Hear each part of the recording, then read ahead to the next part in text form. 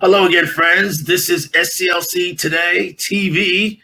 I'm your host, Maynard Eaton, and of course, our president and CEO, Dr. Charles Steele Jr. Dr. Steele, something of a sad week since we last talked. The passing of two fathers of the movement, Congressman John Lewis, and of course, our dear friend, Rev CT Vivian, a former president and director of affiliates for SCLC. Rick, you can roll this video now. We saw that he was laid to rest at the state capitol, Dr. Steele, which was the first time an unelected black official in the state of Georgia had that happen, to my understanding. It was quite a moving moment, don't you think, sir? Very moving to have the opportunity to actually witness the person himself, whom I've known since I was 16 years of age, as he was leading demonstrations in my community of Tuscaloosa, Alabama. And here we see him visiting you. Yeah, here you see him visiting SCLC itself as he went down Auburn Avenue. Absolutely. I met him I was 16, 17 years of age, and he was training and teaching us as we were going about at that time trying to integrate the courthouse and the public parks and the public facilities there in Tuscaloosa, not knowing that one day in his transition, not knowing that he was going to transition before me or anyone else. But I'm the president CEO of SCLC, Southern Christian Leadership Conference, and my wife and I welcomed the carriage and the procession, and it was planned by the family and Mr. Willie Watkins at Watkins Funeral Home to come for my wife and I as the First Lady to receive the transition in terms of the procession of none other than our friend, Reverend Dr. CT Vivian.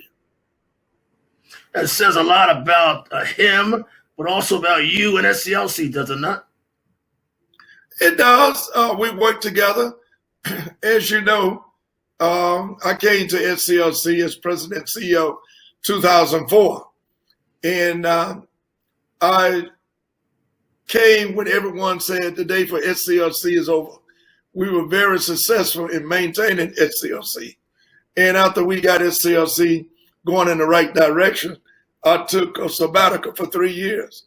And during that span, before I came back, Dr. Bernard Lafayette, being the great chairman that he is, and currently the chairman, told me, you took a sabbatical, but you better get ready. And CT has agreed to come back and work with us for a year or so.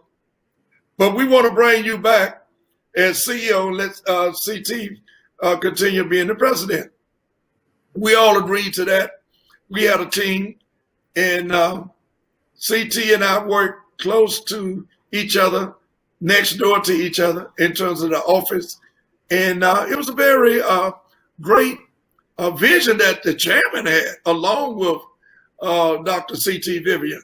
They both envisioned me coming back, but in a different capacity, and ultimately coming back to the position of president CEO to continue the upward mobility of the organization. And it was a great relationship. As I understand it, correct me if I'm wrong, you assumed the presidency after Dr. Vivian received the Medal of Freedom, right? Is that correct? That's correct. That's correct. I was president at the time that he received it. I had come back as president, and Reverend CT Vivian got the Presidential Medal of Freedom.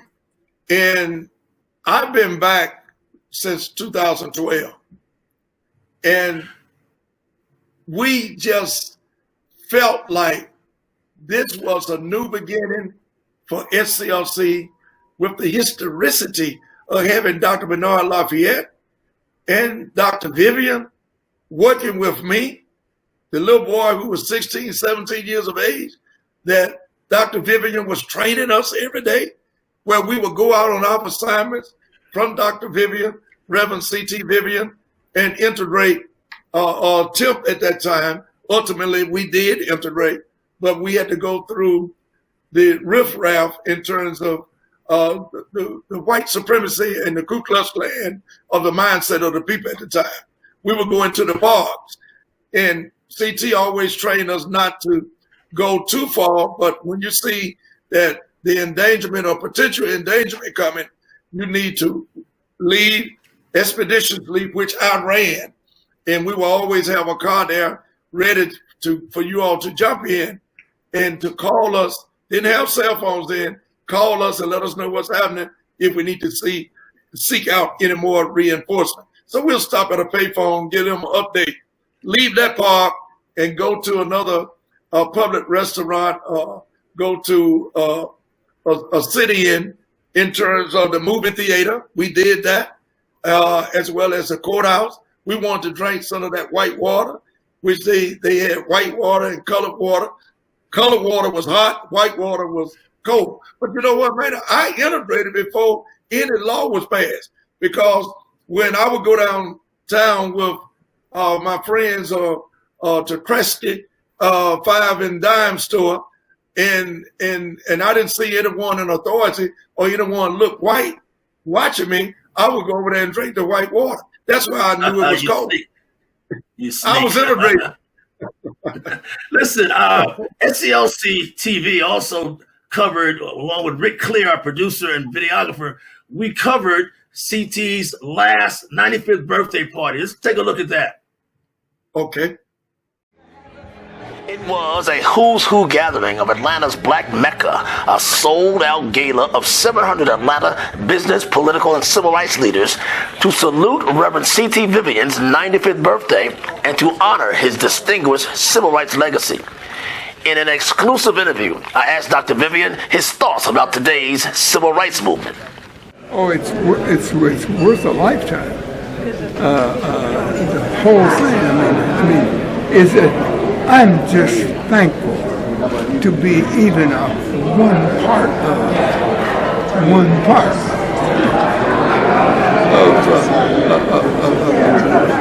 the civil rights movement. We had waited for it. You know, I was here so long ago that I appreciate the fact that we have. Finally, they say you're the quintessential civil rights leader of our time. That takes in a lot of folks. Yeah, what do you say? Well, I say it makes good copy. Dr. Vivian and Ambassador Andrew Young are friends, former SCLC co-workers with Martin Luther King Jr., and 2 of Atlanta's 5 Medal of Freedom winners. Well, let me tell you something. We think of the civil rights movement starting in 1955 with Dr. King and Rosa Parks. Yes. CT Vivian was leading sit-ins in Peoria, Illinois in 1947. See? And he is on the Freedom Rides. He trained Diane Nash and John Lewis and James Bevel. He and Jim Lawson organized that group that started the Nashville sit-in movement. And when Dr. King was called into Birmingham, we had almost no staff. There were just about 5 or 6 of us. And he said, we got to get some people who can help us with Birmingham. Birmingham is, well, there were 300,000 people there. And so we got CT to come down and join SCLC in '63 in Birmingham. And then he took over the director of all of our affiliates. And so he was all over the country organizing, training, and giving inspiration. He's one of the best preachers I've ever heard, and that includes Martin Luther King, Ralph Abernathy, and anybody else. You too? Oh, I'm not in that class. But he's one of the people I envy, because he used to come home and go by Morris Brown when he was 70, 75, and run up and down the stadium steps. And that's why he's in such good shape. That's why I got a scooter. I didn't do that. SCLC Board Chairman Bernard Lafayette shared these reflective sentiments of Vivian, who is warmly called the Quiet Warrior. CT Vivian meant something very special to me. Our birthdays are one day apart. Mine was yesterday, the 29th. And it seems like we have something in common. And the most striking thing I remember was a speech he made in Chicago. He said, what kind of people do they think we are? And that was his repetition. And he tore it up. This was in Chicago. Here in the city of Atlanta over the years, you always hear about Jesse Hill, and you hear about Herman Russell, you hear about Andy Young and John. CT was always, he never was jealous of anybody. He knew his role. He never told you who he was. And I think that's the strength of a CT Vivian that we all gained from him. Atlanta City Council President Felicia Moore says today's leaders must pay homage to Dr. Vivian and others of his era.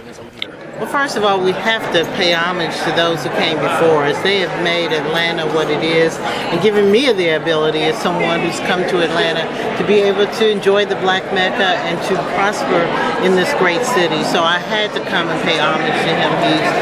CT Vivian is an institution here in the city of Atlanta and across the world, as a matter of fact. So for the new leadership and people that are coming before us, we always need to make sure that we're touching base with our roots, because it gives us context on where we need to go. CT Vivian was a shining light, a likable pioneer in the civil rights movement. But Ambassador Andrew Young reminds us that Vivian was also a premier, primetime pulpit preacher who was much better than Martin Luther King Jr., he says, much better than Ralph David Abernathy, he says, and much, much better than me, he says. I'm Maynard Eaton reporting. Dr. Steele, as you saw there, Bernard Lafayette and Dr. Gerald Durley commented about CT on his 95th birthday. And as you also know, today, Dr. Gerald Durley did his eulogy, saying he had the good name. He talked about the name of CT Vivian and how special it was. He said he continues to be a leading light with his. He said CT had a good name. And I guess if you know about him with his winning smile, he was a good person too. Oh man, he will put you on cloud nine. And let me just say, Reverend Dr. Gerald Durley did a great eulogy in terms of CT, basically talking about regardless what your name is here on this planet called Earth, in so many words, it's the life that you live that's really right. Your name, what people know you for. And regardless, they can call not you what they call you. Or your parents can call you or give you a label or name, and many of us had nicknames at the time. And that's great. We had to answer to something. But the deal is what Dr. Durley, Gerald Durley was saying is that you create and emulate your own name by the life you live, the way you live. And that's what lasts. And that's the legacy of any individual.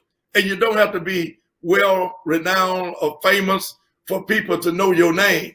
You just do what's right, live right, and people will notice who you are and will tell others for many of years. Your deeds will speak for yourself. Absolutely. Speaking of somebody with deeds, you well know funeral homeowner Willie Watkins. You're in the funeral business. But he told me a joke the other. Dr. Durley told me a joke. He was going over funeral arrangements with Willie Watkins, and he said Willie Watkins said to Durley, he said, "You hear something? Do you hear that noise?" Durley said, "Yeah, what is it?" He said, "Oh, that's CT Vivian and John Lewis in the back talking about what they're going to do next." They were sitting side by side in the same room. So I know that's a joke, but that happens, I guess. If it was a reality, you and Mr. Walker would not be standing there discussing it, you would expeditiously be moving, getting out of the building. You think a lot of Willie Watkins, though, don't you? I mean, he got you. He invited you up, I'm sure.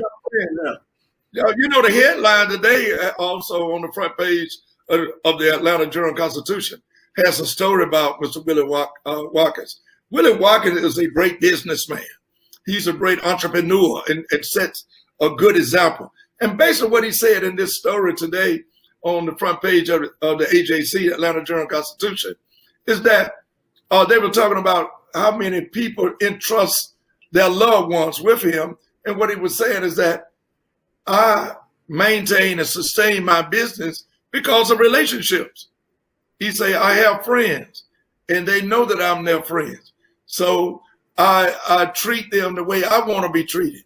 And in so many words, he was saying that's the formula or the mechanism of the print for anyone in business, not to sit back and think that you're so great, even if you have all of the material mechanism, whatever your business may be, or you might dress well, whatever it might be. The PR part is fine. But the bottom line is people must entrust you in terms of whatever your business, not just funeral home business, whatever it is. And it's a term that I keep close to my heart and always in my mind. That's relationship. You must develop and have relationship from the street to the suite. And that's the formula for success. And I commend Mr. Watkins. Well, I salute him because he did me a personal favor. From Atlanta, he buried my mother in New Jersey. He produced it, orchestrated it from Atlanta, and she was buried in New Jersey. It blew my mind how he did that. But he called the shot from here, and his known for doves flew at the end of my mother's funeral, which surprised me. So I'm always going to give credit to Willie Watkins. Oh, yeah. That was a nice personal favor. He was the first to create the doves in terms of the last transition at the cemetery. That was all created innovatively by Mr. Willie Watkins. Well, another first who passed away this week, unfortunately, within 24 hours of Rev CT Vivian, was Congressman John Lewis, known for marching across the Edmund Pettus Bridge, where SCLC has marched across almost every year since then. We'll talk about it more next week after his funeral, but he must have had some thoughts about his passing away too. Well, you can't do but give the accolades to Congressman John Lewis, even in his transition, as well as his family, in terms of giving respect to Reverend Dr. CT Vivian by putting a hold on the funeral arrangements and the procession of the transition of Congressman Lewis, because they didn't want to take away from any impact and respectability from Dr. Vivian. I mean, you have to applaud that. And that's a class act, even in his transition, being conveyed by his wonderful and classy family. They had the respect and the understanding that we're going to put his procession or his funeral arrangements on hold until Dr. Vivian is laid to rest in his family comfort of having the transition being made, even if it's going to delay in the mourning aspect of the congressman. Another point was the congressman's son was there, John Miles, John Miles Lewis. Even in the grieving and the depth of the death and transition of Congressman John Lewis, he attended the funeral of Dr. Vivian. That's a class act, gentlemen. And I'm just happy to know and witness that we have a lot to convey to the next generation, the generations to come many of years after we have gone, because that's our name in terms of the civil rights movement, in terms of the leadership of people being set the example by what took place with Congressman John Lewis' family and his son to delay the celebration for the congressman. because of the respect of Dr. Vivian. Because of those two and their passing, it gained national attention, and it's brought back conversation about Atlanta being the Black Mecca and the home of the civil rights movement. But also, conversely, you have now, because of COVID-19, many people can't pay their rent. Many people are being evicted. And you also have the controversy about the so-called water boys in Atlanta. Today, I asked Mayor Keisha Bottles about, isn't Atlanta a tale of two cities? She said, it remains a reality. It's long been a tale of two cities. You've known that all along, have you not, Dr. Steele? Absolutely. And I was raised by my mother and father, as well as my grandmother, to embed in me, everything shiny ain't gold. I always remember that. Everything shiny, young folks, ain't gold. And that's what my grandmother taught me, Mama Amy, and that's what my parents taught me. You look at, and that's what the eulogy was about, that Dr. Darrell did today. You look at the outside appearance of something, and you think that it's fine, and you get caught up on the accolades of all the Black folks in Atlanta are very successful, and there's no poverty. Someone came up to me about 4 or 5 years ago, and they were visiting the city for a meeting. They were coming out to Hyatt Regency. They said, Steele, I didn't know there was no poor folks. I didn't know there were no poor folks in Atlanta. I said, man, what are you talking about? I saw folks with cans and going around begging for food. I didn't know that took place in Atlanta. So I admire the mayor for saying that. It's always been like this, not just in Atlanta. Black folks is always called the poverty aspect of society in terms of lack of economics. And anyone could challenge me or you, Mr. Eden, to any degree when we say most of the crime of today in all of our cities, even rural communities, most of the crime comes from poverty. I don't care what anyone say. It comes from lack of inequality, right? I didn't hear you, sir. Income inequality, right? Absolutely. So Atlanta is no different than any other city. It's just more people here of color and has a reputation of collaborating to some degree, which overall we as the African-American race happen to miss. Our real problem is collaboration. And you do have more collaboration in Atlanta than any other city that I've witnessed, and I've been all over the world. And I thank God for the example that Atlanta is exemplifying. But also, don't be misled by the glitter. Everything glitter, everything shiny or glittering is not gold. Ladies and gentlemen, that's the vision and the voice of our president, Dr. Charles Steele Jr., the CEO and president of SCLC. We'll see you next week when we'll talk more about John Lewis, I'm sure. Take care.